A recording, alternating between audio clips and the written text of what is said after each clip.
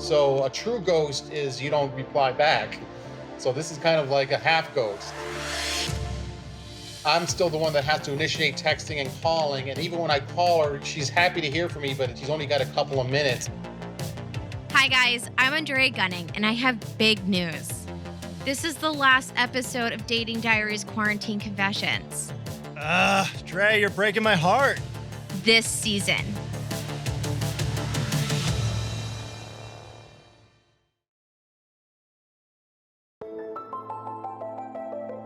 We're coming back in a few weeks with a reboot. We're updating the show a little bit and bringing even more stories of dating, but after quarantine. It's a whole new world out there. And guys, we still want you to send all your stories while we're on hiatus, especially as this lockdown is starting to lift. You can send us emails, videos, audio files, whatever stories you have, send them in at datingdiariespod@gmail.com. And hit us up on social media as well. You can direct message us with your stories at Dating Diaries QC. But first, let's start this week's show with the story of a guy still in quarantine who is trying to figure out how to get a little space at home. Kirk is a 27-year-old musician from the South who is making some headway in the entertainment business. Or he was. The pandemic has derailed his career and his dreams. He's trying to keep it together. It's not easy. It sucks because last year was a huge year for me. I was really doing well and growing, and then this COVID thing just killed the entire music industry. So it's just kind of on halt right now, which has been tough. He can't earn a living as a musician now, but he is determined to work. It's horrible. All of my musician friends are on unemployment, and it's so stressful. Up until 6 weeks ago, self-employed people couldn't even get unemployment. The checks were not coming. And I was like, I'm not doing this. I had a shot at a job with Amazon, and I'm on the road now 4 days a week. I think 200 deliveries a day. It's a grind. It's hot. It's 10 and a half, 11-hour routes. I've lost over 15 pounds in the first month and a half. So I guess that's a good thing. His career has gone up in smoke for the moment, but he still has his girl. With a career change like this, I'm so unhappy lately. It's been hard to keep a positive mindset. So I am very glad that I've had her with me for this because I think it's helped me a lot getting through it. We've been dating on and off for three and a half years now. She's also a music industry person who out of college actually got a corporate job and has been killing it, but definitely has clingy tendencies. That's been something we've worked on a lot, was just having a little bit of independence and being able to do things on your own and be okay being alone for a while.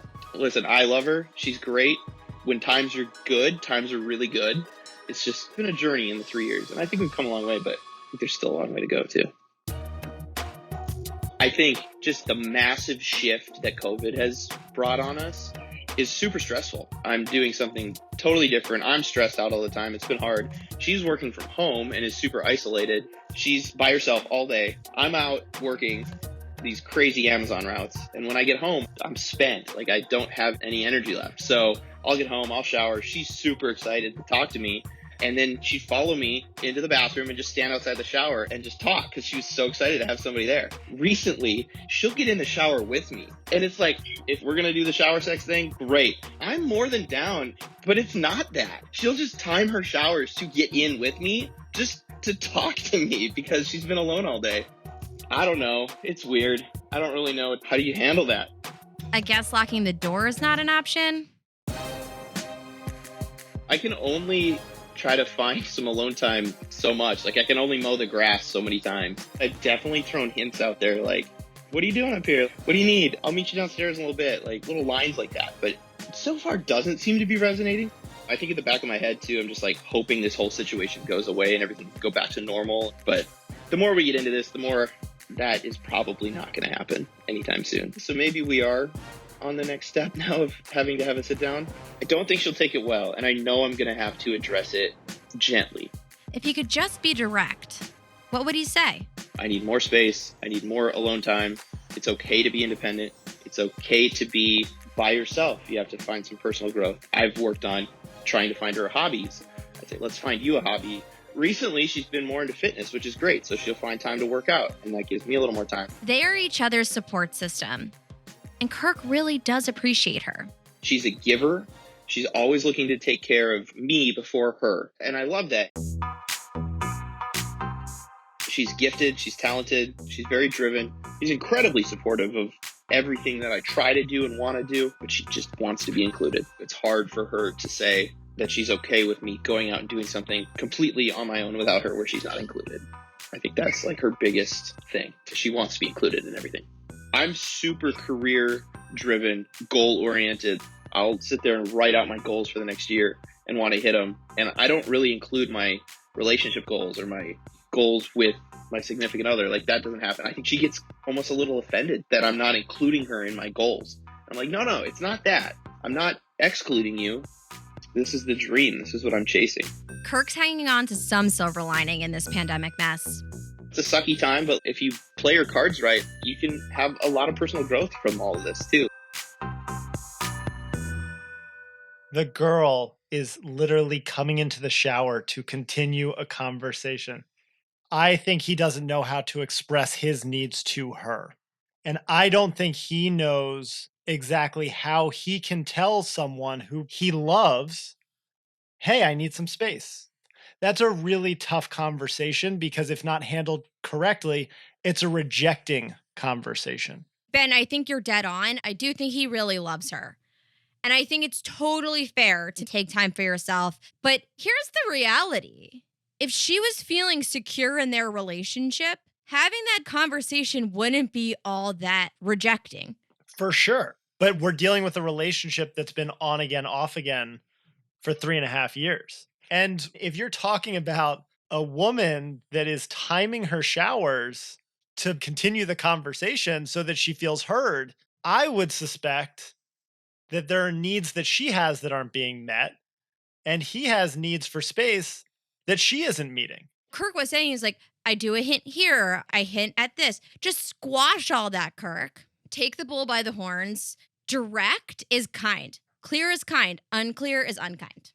What do you think about the 5-year plan? Kirk, she deserves to be in your 5-year plan. If you're going to invest some meaningful time, you should really consider her as a potential goal or that relationship as an entity as a goal. I just don't think that's how guys necessarily think all the time, unless they're like running for president. But girls do. I know girls too, but I've heard plenty of guys talk to me about their 5-year plan and their spouse, their significant other is not necessarily mentioned. That is a male issue. It can be an issue for you. I get it. We talk about how for girls, it's the right guy. And for guys, it's the right time. Yes. So the 5-year plan doesn't work with that. I do think when someone says get a hobby, it's really insulting. Don't you find that kind of insulting? I mean, yes, of course. Like, that's a hurtful thing to say. Like, how do we get you something to do?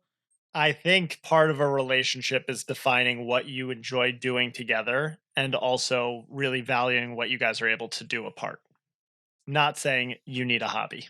But everything that I've heard from what he has said is that she's feeling insecure in this relationship. It's like the movie The Wrong Missy where she like slides under the bathroom stall. I apparently need to see this movie. You need to see this movie. Like, he's dating the wrong Missy.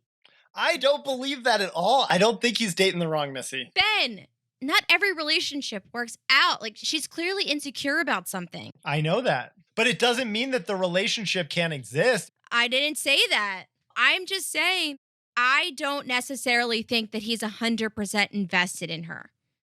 Oh, I'm not necessarily disagreeing with that. I think that he can be, though. He just needs things to be able to do that. And part of that is getting clear on what each of them need to feel more secure in their relationship. Okay, we're not disagreeing with that at all. Yeah. We're now on the same page. Thank God we got here.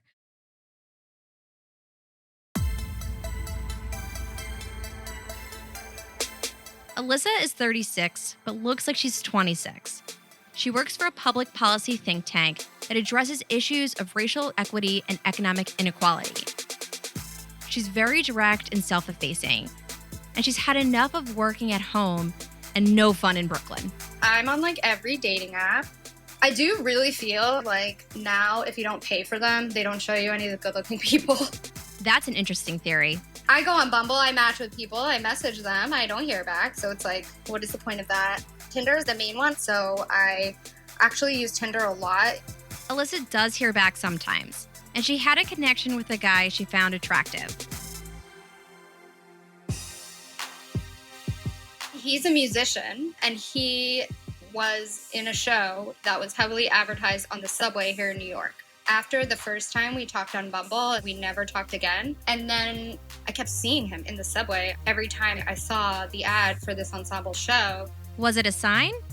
It felt like a sign. So I saw him on TV randomly, was not expecting it. And then I was on Tinder and I saw him. I was like, maybe the universe is trying to tell me something about this guy. You know, I don't necessarily believe in destiny, but it was really hard to ignore. So I swiped right and I just kept checking over and over again to see if we matched. So I had a new match and then he messaged me immediately. So I was super excited.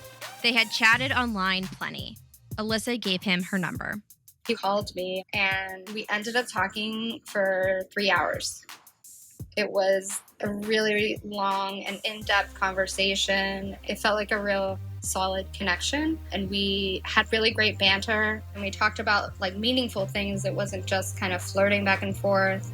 You know, I've been freaking bored by myself here, just me and my dog for like 3 months. So to have a real connection with someone like that, where there was some, you know, sexual chemistry involved at the same time, I was really excited about it. So they took it beyond flirting. There was some FaceTime show and tell. I'm all down for a dick pic if I ask you for it. I don't like unsolicited ones, but if I ask you for it and it's nice, I'm fine with that. He made me feel really comfortable. He lives near me, so he told me he was about to go on a bike ride, and I live on the first floor in the front, so I told him, come by. Well, he was talking about how much he liked my boobs, and I was like, well, you ride by my window and I'll flash you. Just like playfully, you know, like I wasn't trying to be some kind of sicko public nudity flasher woman. And then it was like 10 minutes later, there he was. No judgment on quarantine confessions, girl. And it was just kind of funny. The old couple like walked by and then just like flashed him. They didn't see. Or you just made an old guy very, very happy. I had talked a lot about how ghosting is such a thing. And I think it's probably one of the rudest things you could do to anybody. And he told me that he's never ghosted and would never ghost. But then he did. I didn't hear from him. I texted him, like, you're cute, and he really didn't respond. And then it kind of fizzled out. Because I'm alone all the time, and I drink alone a lot here, I didn't trust myself to not text him. I don't know who I'm going to drunk dial, and I don't want to risk it. And so I deleted his phone number. I'm glad I did that. Who does that? Who says that, then does that? I see him on social media, but that's really it. And it's really disappointing to me. I can't imagine spending all that mental energy and time on someone to just pretend they don't exist after that. I also think right now the world is in such turmoil. Doing small things to be a good person goes so far. And I feel like it's more effort to actually be a dick. You're just like, this isn't a real person to me, and I'm going to cut them off. No, we didn't go on a date. We didn't have sex. But I showed you my naked body, and I spent valuable time on the phone with you. Just be a human. Say how you're feeling. I'm not going to rage against you. I think I'm more angry when people ghost. I just think it's such a cowardly way to get out of something that you're not comfortable with.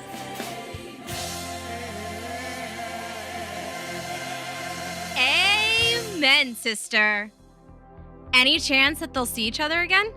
I do follow him on social media, and so I've seen that he's been at some protests. He's been at some places where I've also been. And I was like, what if I just saw him on the street? I would just beep at him incessantly and yell at him. I definitely wouldn't ignore him. I'd be like, what the fuck is wrong with you? I love her confidence, But this guy is a fucking creep who wants to just cycle over like a peeping Tom. What? She invited him. What are you talking about? Ben. Stop the tape for a second. Guys aren't that deep. I guess that's what it's like now. It's like, okay, I met somebody on an app. We went to the bar. We had drinks at the bar for 3 hours. So now take the bar out of it and it's all virtual. And then that is building rapport. So you're talking to a fucking stranger for like 3-4 hours, and then you have to trust that there's some kind of foundation there. For Alyssa now, it sounds like it's 3 hours of chatting. The guy's going to send a dick pic, and it's either a yay or a nay. And in this case, sounds like a yay. And the next step was bike on over, and I'll show you my tits. That sounds like the foundation for a strong relationship. Doesn't that build any fucking goodwill? Like, fuck you, dude. I'm going to show you my boobs and I can't even get a response back to my fucking text message. Like, what the fuck is wrong with people? There's only one winner in this scenario, and it's Grandpa across the street. Yeah, I'm happy for Grandpa. That's it. I have a lot of respect that she immediately deleted his number. She admitted to drinking a lot alone in quarantine. She knows her boundaries. Like, if she still had his number when she was drunk, she'd text him. I have to admit something to you, Ben. And I'm really embarrassed. I slid into someone's DMs over the weekend. Oh. And it kind of reminded me of Alyssa because she likes the sauce in quarantine. I haven't really been drinking that much in quarantine. I just moved to the beach. I was day drinking all day.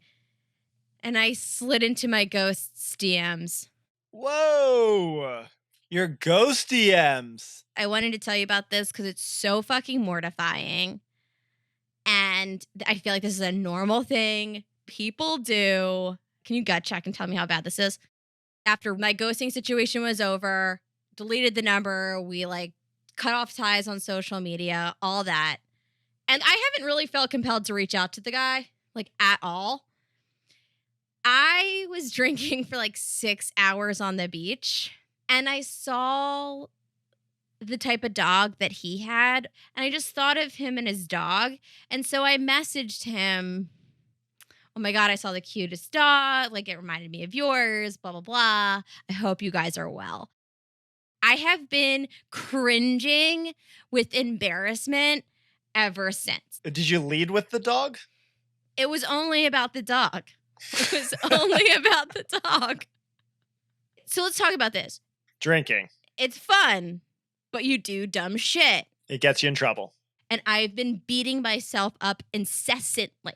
And I know that there are people out there that do this and have so much shame. And it sucks. The thought pollution is so bad, dude. It's so bad. I have 2 questions. 1, did he respond? No, and I don't want him to. He's probably blocked me on Instagram. 2, what do you think the shame is about? It's a really good question. For me, the shame is, fuck, could I just not save a little face? And, you know, I didn't know if I wanted to share this story, but I just know so many people do it.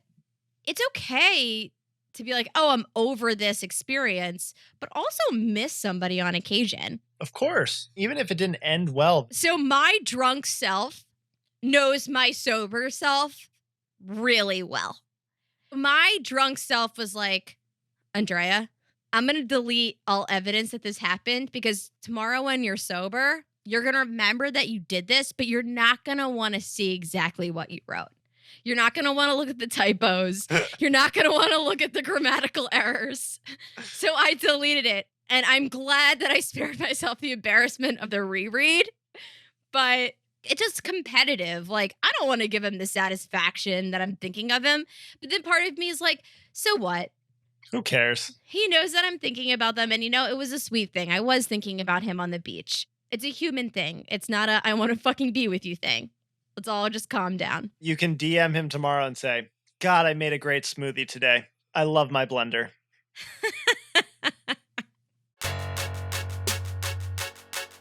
Robin is a financial planner from South Florida.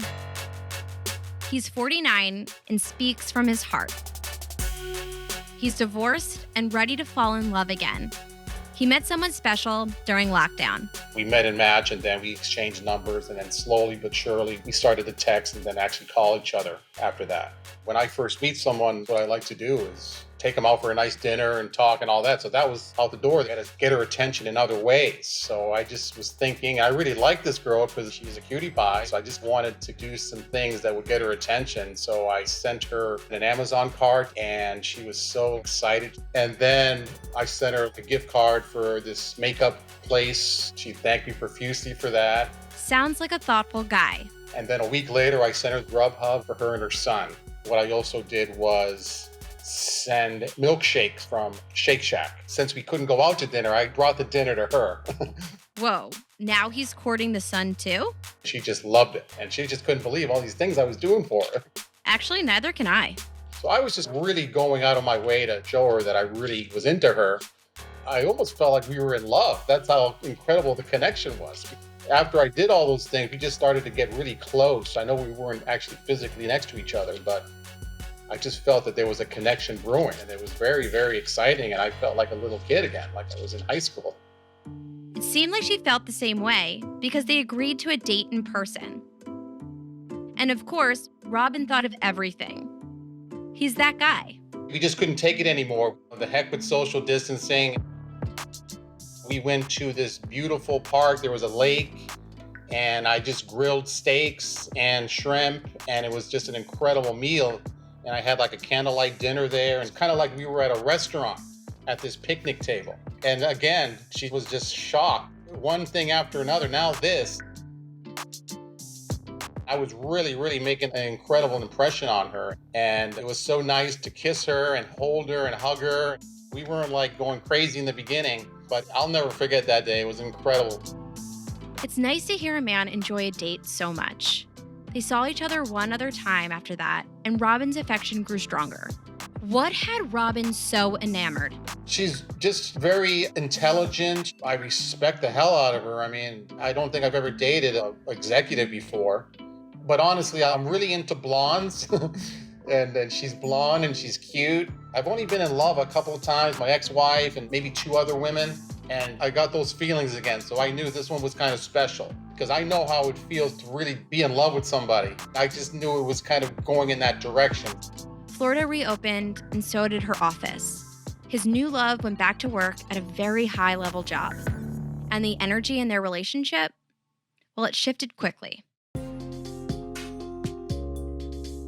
It was almost like playtime was over. Once that happened, I think she just got really stressed out and overwhelmed, and she put her personal life on the back burner. He was disappointed and a little heartbroken. She said it was work, but was he being ghosted? I had left her one message and she didn't respond for a few days, so I was just really done with her. And then surprisingly, out of the blue, she called and said, "Robin, I'm sorry. I'm not ghosting you. I'm just really busy right now and things are just kind of crazy. I didn't want you to think I was ghosting you." Maybe she wasn't ghosting him, but they were not on the same page. So a true ghost is you don't reply back. So this is kind of like a half ghost. I'm still the one that has to initiate texting and calling. And even when I call her, she's happy to hear from me, but she's only got a couple of minutes. So things have definitely changed. Robin wants clarity. My idea is to write a nice letter, nothing too creepy or needy, just letting her know my feelings about her. I don't want to ask her too many questions. I just kind of want to know where things stand. If you're busy, I understand. Maybe the timing's not right. Will it be right later? Do you want to just not do this anymore? It's a little weird how this thing kind of fizzled out at the end without any explanation. And I want to know, was I just a COVID thing?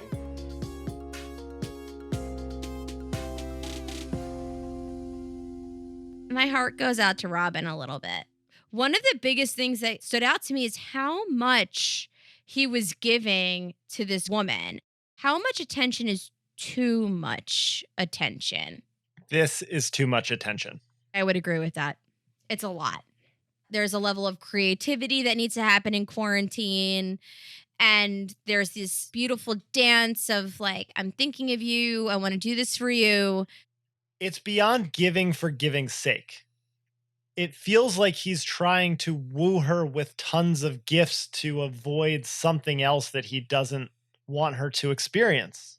Like, I need to shower you with everything so that you like me, rather than I'm going to really engage with you and be there with you, and you're going to like me for me. It feels like it's overcompensation. Yeah, I could imagine being on the receiving end of that and feeling a little overwhelmed. Your time, your words, your heart, your mind is enough.